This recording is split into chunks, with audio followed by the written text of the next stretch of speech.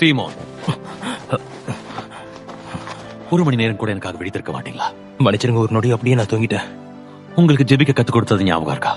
ஞாபகம் இருக்கு. எங்களை சோதனைக்குட்பட பண்ணாமல் நீங்க சோதனைக்குட்படாதபடிக்கு விழித்திருந்து ஜெபம் பண்ணுங்க. என்ன சோதனை? நான் ஏற்கனவே சொல்லிட்டேன்.